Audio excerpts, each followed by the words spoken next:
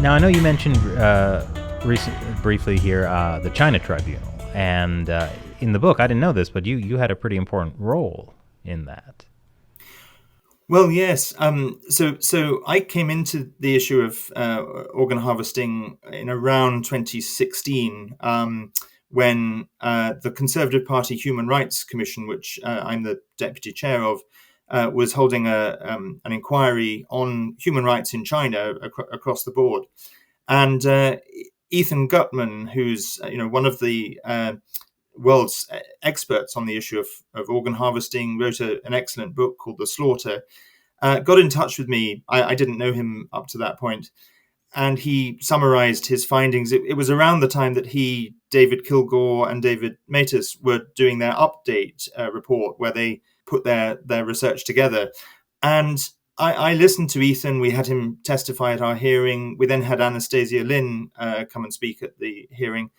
And I was initially, as I think a lot of people are, kind of open to hearing this, but also a little bit skeptical because it's such a shocking atrocity, and of course it's so hard to prove. Unlike other human rights violations, there are basically no survivors, and the people committing organ harvesting are the doctors and nurses, the surgeons carrying it out, and the officials ordering it. And so it's the level of evidence is much harder to find. But I as I listened to them, I felt it was they were sincere. I didn't think they were people who would make this kind of thing up. And so I became convinced and started advocating on the issue. But I felt there was a need for some kind of independent legal analysis. And I happened to know Sir Geoffrey Nice from work we'd done together on North Korea and previously on Burma. And so I asked Sir Geoffrey Nice if he would consider looking at all the reports and testimony and evidence that did exist, and providing a legal opinion. And he said, why don't we do something bigger than that? Why don't we do an independent tribunal? And so I introduced him to the coalition working on forced organ harvesting. And that's how the China Tribunal came about. And actually, I had a small sort of catalyzing role in the Uyghur Tribunal as well, because almost as soon as the China Tribunal had concluded, there was a Uyghur delegation visiting London that I was helping to host. And I introduced them to Sir Geoffrey Nice. And he'd also, the Uyghur situation had come up in the China Tribunal because of organ harvesting taking place among the Uyghurs. So he was already interested in the Uyghur situation. And I introduced him to some Uyghurs, and that led to conversations that led to the Uyghur Tribunal. So other people did the work on both tribunals, but I had a tiny part to play just in kind of getting the ball rolling. Why do you think those tribunals were important?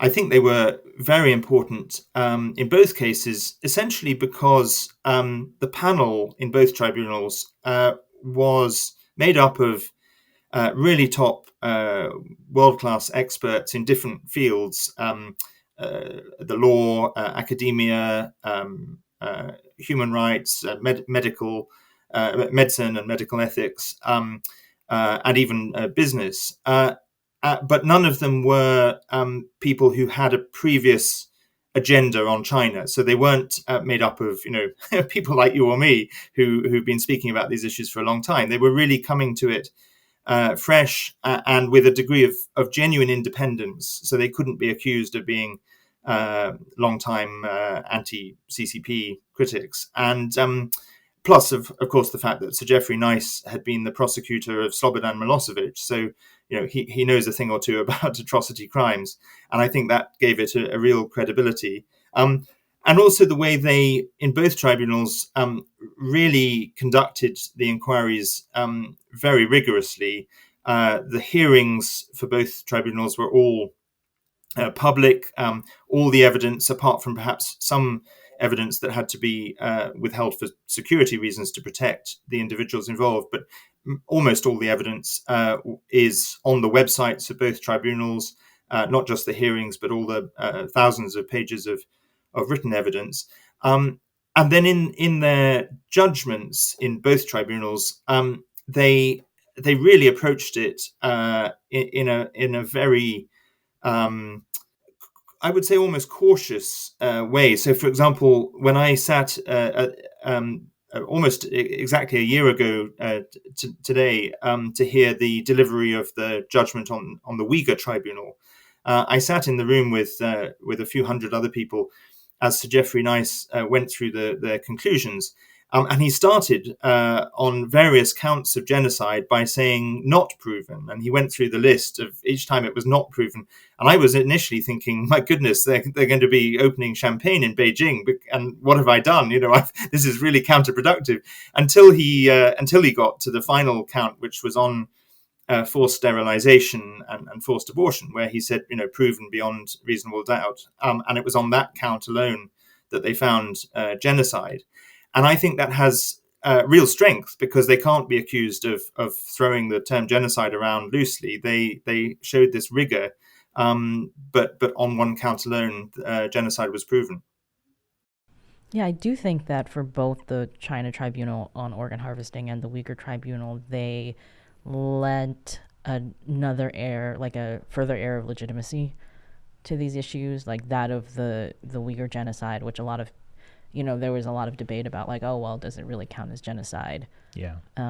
Et cetera. And then the UN report coming out recently and being like, well, it was crimes against humanity, probably, but not mentioning genocide. And with organ harvesting, of course, with nobody really wanting to address that it was happening at all, after the tribunal, suddenly you saw, and I remember this because we were in Hong Kong at the time, right?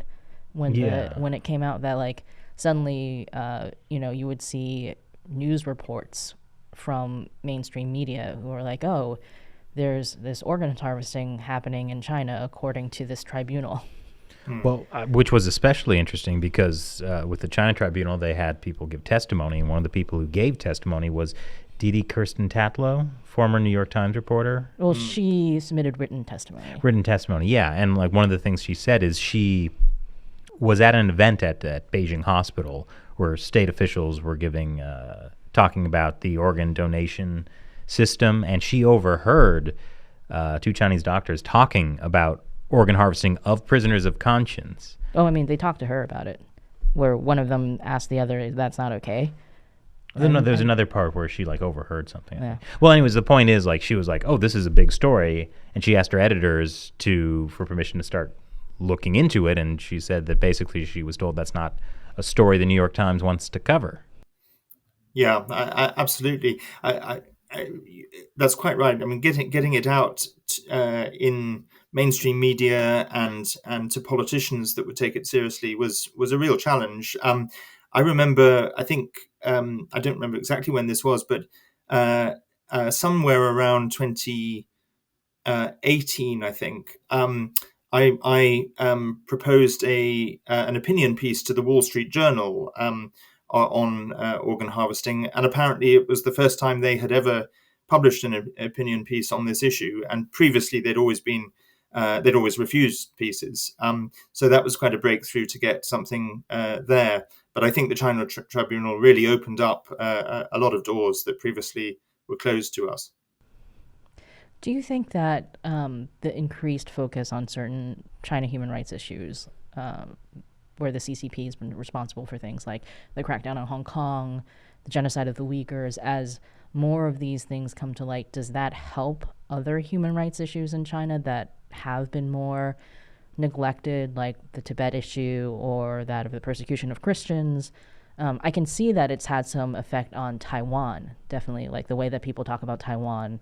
Hong Kong has definitely affected that. But I was wondering, since you've brought all this stuff up in your book together, whether you see some of the more prominent things helping like these other issues come to light, or if it's more kind of like, well, now people have lost, like, we can only have room for one or two China human rights issues at a time. I think it could go either way. I think it is helpful in getting people to pay attention to China, and maybe some people, see the the genocide of the Uyghurs or the situation in Hong Kong, and then go a bit deeper and find all these other issues. But there is at the same time, I think, a danger that Tibet, especially, which used to get a lot of attention, has fallen down the agenda, and that's, I think, partly because people are focusing on some of these other issues. It's also because, in the case of Tibet, His Holiness the Dalai Lama is not traveling internationally as much as he used to, and that's partly because of COVID, partly because of his age. The Hollywood sort of champions of Tibet have largely been marginalized, and because of the CCP's influence in Hollywood, it's now pretty hard to find Hollywood stars that would take up that cause. The persecution of Christians certainly isn't getting the attention that I think it needs. So it could go either way. But one of the reasons I wrote the book, and I was particularly interested in researching the chapter on Tibet, because I was concerned that it's not getting the attention it needs. So my message certainly to people is that the Uyghurs need all the attention they can get. Hong Kong needs all the attention it can get.